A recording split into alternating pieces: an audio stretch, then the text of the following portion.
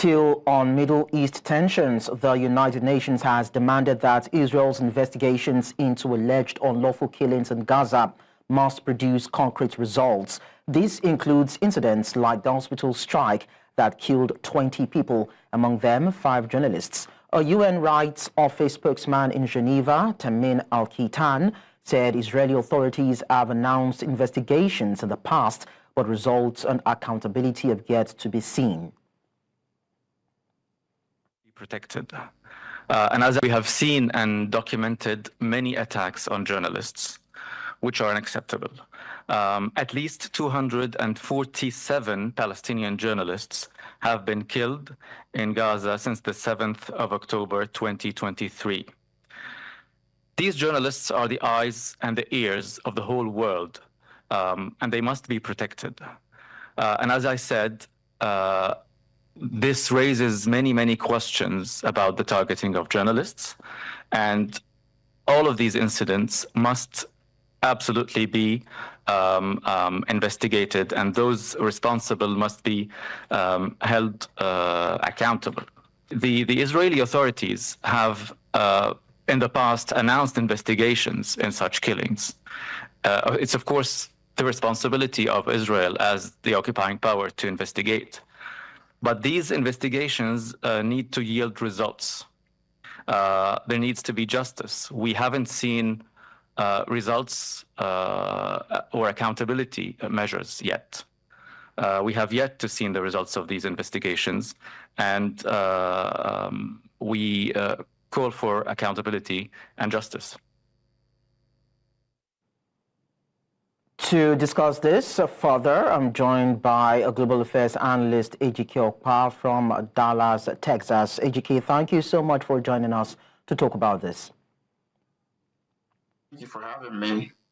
So, as we understand, the United Nations is demanding that Israel should investigate the killings in Gaza, and some people are saying really Israel that actually stands accused in this particular case. Why not an independent entity? Because there's a possibility that the results might be biased. What do you think? Well, I mean, your views are correct in terms of, how do you allow somebody who obviously is accused of perpetuating, I don't want to say the evil, to investigate their own actions. If UN want to do this, there are some world organizations or independent bodies they can call upon. But the thing is, even if they call upon those things, would Israel grant them access to get to the information that is useful to have a fair and unbiased investigation? So, what is going on with Israel, Hamas, and in the Gaza situation is just one of those things that, every day is a new something, despite all the promises and the expectation of peace and ceasefire. It just, something happens, the protest, the killings, the UN, the US, the European, this has gone on for 2 years plus, and we don't seem to have an end to what is likely to bring peace to this region. So what impact do you think these kind of killings, looking at over 200 journalists in Gaza, would have on media freedom and information flow from conflict zones? Well, it's always unfortunate when journalists who are supposed to be unbiased, who are bringing reports of what is going on to the world, become victims of conflict. So because I know journalists go in there and they wear the badge and I say press, so why would anybody target them? The World Organization of Journalists should be able to rally and have a common, rallying point, is demanding that when these things happen, there should be some severe punishment on those people who do it, whether those conflicts are domestic or whether they are international. Journalists should be allowed to go wherever things are going on in order to bring to the general public information, to tell them, what it is that they saw, either through their own narrative or through, the lenses of their camera. And so killing journalists, I think, is not new, but it's very, very unfortunate if it's happening in the 21st century, where, the desire for fairness and report, has heightened because of, now the world, every aspect of the world, something is going on, and we rely on, good journalistic report in order for those things to happen. So for the ones that have been, killed, let's see if we can find who killed them and if there's any punishment. Because sometimes these things happen after the fact. Maybe other people, if there's a severe punishment, if you kill a journalist, maybe other people, will say we're not going to do it. But, human nature is human nature. You can say all you want, and, those who want to commit evil will still do whatever they want to do. Well, you are calling for severe punishment for the perpetrators of the dastardly act that has gone on in Gaza Strip, that, some people will point accusing finger at Israel. But then, can the international community exert pressure to ensure justice and protection for journalists, not only in war zones, but in situations where we've seen journalists' life at peril? I wish I have a magic wand, and I wish, we can say, yeah, this is who is going to do that. But who?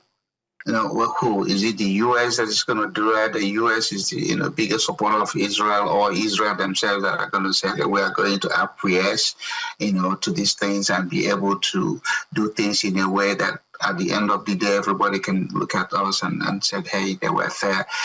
So the world is very fragile. The world is very fragmented. Where you are looking for leadership, strength in order to say, hey, don't do this anymore. Who's doing that? Even when the U.S. said they don't do it, people still go do what they, want to do.